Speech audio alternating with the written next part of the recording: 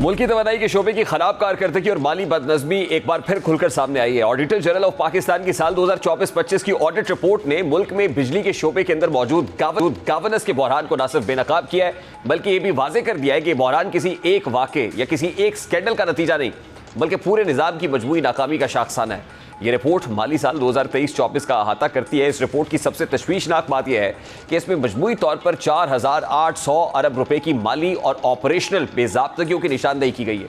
ये महज कागजी गलतियां या हिसाब किताब के मसाइल नहीं है, बल्कि इस बात का सबूत कि बिजली के शोबे में बदइंतजामी और कानून शिकनी एक मामूल बन चुकी है। रिपोर्ट की तफसील बताती है कि कवायद और ज़वाबित को मुसलसल नज़रअंदाज किया गया, मुआहिदों को गैर पेशा वराना अंदाज में संभाला गया और अवामी वसाइल को खतरे में डाल दिया गया। सबसे अफसोसनाक पहलू यह है कि कई केसेस में ये वसाइल सिर्फ ज़ाया नहीं हुए, बल्कि उनकी खुलेआम चोरी भी की गई है। रिपोर्ट के मुताबिक 6 केसेस में 2,212 करोड़ 95 लाख रुपए की चोरी, गबन और खुर्द बुर्द की निशानदेही हुई है। ये वो रकूम है जो अवामी खजाने से निकाल कर किसी न किसी सूरत में ज़ाती जेबों में डाल दी गई।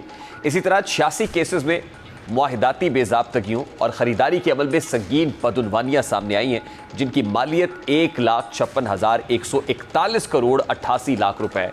ये आदाद शुमार ये बताने के लिए काफ़ी हैं कि मुआहिदे करते वक्त न शफाफियत बरती गई, ना ही अवामी मफाद का ख्याल रखा गया, बल्कि कवानीन को बालाए ताक रखते हुए फैसले किए गए। इसके अलावा रिपोर्ट में बताया गया है कि 77 केसेस ऐसे हैं जिनमें इदारा जाती कवायद और SOPs की खिलाफ वर्जी की गई है। इन खिलाफ वर्जियों की मालियत 5,07,282 करोड़ 82 लाख रुपए है। इससे जाहिर होता है कि इदारों के अंदर बनाए गए कवानीन और तरीक़ाकार सिर्फ कागजों में मौजूद है, जबकि अमली तौर पर इन पर अमल दरामद ना होने के बराबर है। यही रवैया आगे चलकर बड़े पैमाने पर बदउनवानी और नाकिस गवर्नेंस की शक्ल इख्तियार करता है। सिर्फ यही नहीं, बल्कि रिपोर्ट के मुताबिक तो ऐसे हैं वजारत तवानाई, पावर डिवीजन, वजारत ख़जाना, काबीना डिवीजन, AGP और फिर नेपरा समेत कई आइनी और कानूनी इदारों के कवानीन और ज़वाबित की खिलाफ वर्जी की गई है। इन खिलाफ वर्जियों की मालियत 9,57,751 करोड़ 65 लाख रुपए है। जब आला तरीन इदारे खुद अपने ही बनाए गए कवानीन को पामाल करते हैं, तो इसका मतलब यह है कि निज़ाम के अंदर जवाबदही का कोई तसव्वुर बाकी नहीं रहा। ये सूरत हाल ना सिर्फ माली बदइंतज़ामी को ज़ाहिर करती है, बल्कि इससे बिजली के शोबे में ऑपरेशनल बहरान भी वाज़ेह होता है। एक तरफ अवाम महंगी बिजली के बिल्स का बोझ बर्दाश्त कर रहे हैं, गर्दिशी कर्जा बढ़ रहा है और बिजली के नर्ख आलमी मार्केट के मुकाबले कई गुना ज़्यादा है, तो दूसरी तरफ अंदरूनी सतह पर ऐसे फैसले हो रहे हैं जिनसे खरबों रुपए ज़ाया या खुर्द बुर्द हो रहे हैं। अब इसी दोहरे तजाद ने अवामी एतमाद को मज़ीद कर दिया है। जब लोगों को ये पता चलता है कि एक तरफ उनसे टैक्स और बिल्स की शक्ल में भारी रकूम वसूल की जा रही है और दूसरी तरफ इन रकूम को शफाफियत के बगैर खर्च किया जा रहा है, तो उनके जहन में ये सवाल जन्म लेता है कि आखिर उस कुर्बानी का फ़ायदा किसको पहुँच रहा है। ये ऑडिट रिपोर्ट इस बात का भी सबूत है कि पाकिस्तान के तवानाई के शोबे को फौरी और सख्त इस्लाहात की ज़रूरत है। इसमें सिर्फ बिजली की पैदावार या फिर तरसील के मसाइल हल करना काफ़ी नहीं है, बल्कि पूरे निज़ाम को शफाफ, जवाबदेह और जदीद खतूत पर उस्तवार करने की ज़रूरत है। बदकिस्मती से माजी में हर हुकूमत ने बिजली के शोबे में फौरी नौयत के इक़दाम तो किए, लेकिन उनका फोकस सिर्फ कलील मुद्दती मसाइल पर रहा, तवील मुद्दती इस्लाहात पर नहीं। और आज सूरत हाल ये है कि खरबों रुपए की बेज़ाब्तगियों का बोझ अवाम पर मुंतकिल हो रहा है। ये भी अहम है कि ये रिपोर्ट किसी एक वाक़े या किसी एक फ़र्द को ज़िम्मेदार नहीं ठहराती, बल्कि ये पूरे निज़ाम की नाकामी को सामने लाई है। ये एक इज्तमाई मसला है जिसमें पॉलिसी बनाने वाले, मुआहिदे करने वाले, उन पर अमल दरामद करने वाले और उन पर निगरानी रखने वाले तमाम शामिल हैं। अगर इस रिपोर्ट को नज़रअंदाज कर दिया गया तो इसके असरात मुस्तकबिल में और भी ख़तरनाक हो सकते हैं। पाकिस्तान जैसे मुल्क के लिए जहाँ मईशत पहले ही दबाव में है, 4,800 अरब रुपए की बेज़ाब्तगियाँ किसी बड़े माली धचके से कम नहीं है। बहरहाल ऑडिटर जनरल की ये रिपोर्ट सिर्फ एक माली ऑडिट नहीं, बल्कि एक इंतबाह है। ये वार्निंग है कि अगर बदइंतज़ामी, करप्शन और बेज़ाब्तगियों को फौरी तौर पर ख़त्म न किया गया तो बिजली का बहरान और भी संगीन हो जाएगा और इसका बोझ बराह रास्त अवाम को बर्दाश्त करना पड़ेगा।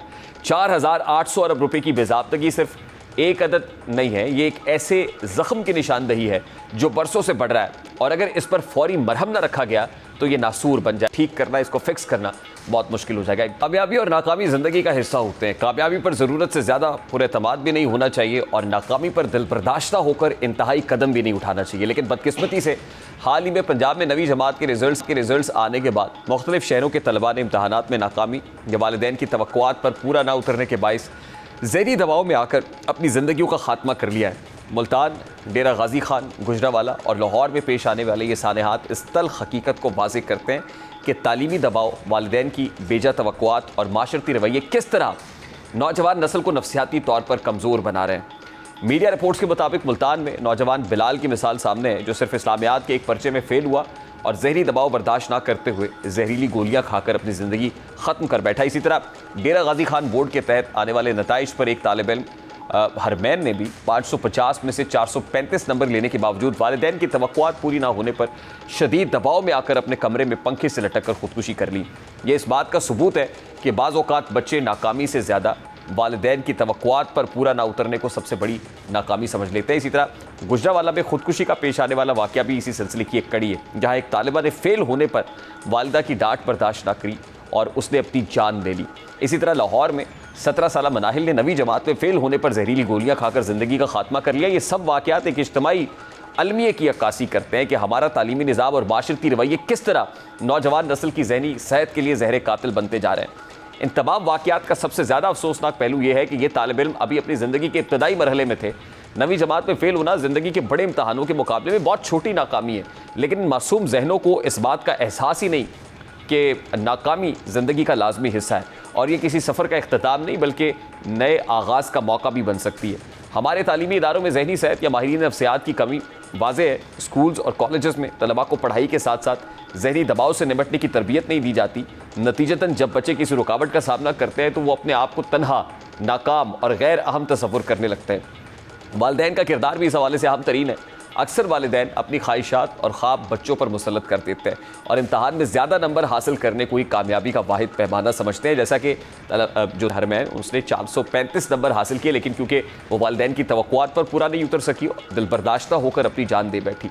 ये वाक़या इस बात का सबूत है कि वालिदैन की गैर हकीकी तवक्कुआत बच्चों के लिए जानलेवा साबित हो सकती हैं। बच्चों को ये समझाने की बजाय कि नंबर से ज़्यादा उनकी मेहनत, काबिलियत और ज़ाती तरक्की अहम है। बहरहाल हुकूमत और तालीमी इदारों की ज़िम्मेदारी बनती है कि वो तलबा के लिए काउंसलिंग के इंतज़ामात करें। ये अब एक बड़ा ही इंपॉर्टेंट सोशल इशू है। यहाँ पे पेरेंटिंग भी इंपॉर्टेंट है, यहाँ पे एकेडेमिया की ज़ाहिर इदारों के अंदर काउंसलिंग, करियर काउंसलिंग भी इंपॉर्टेंट है। 9वीं जमात के जो तलबा के ओवरऑल पंजाब के अंदर पर्टिकुलरली रिजल्ट्स आए और फिर एक सोशल इशू समाजी अलमिया ने जन्म लिया कि बच्चे जान देने लगते हैं और मायूस हो बैठते हैं, कॉन्फिडेंस नहीं रहता, वो इसको कुल वक्ती नाकामी समझ बैठते हैं।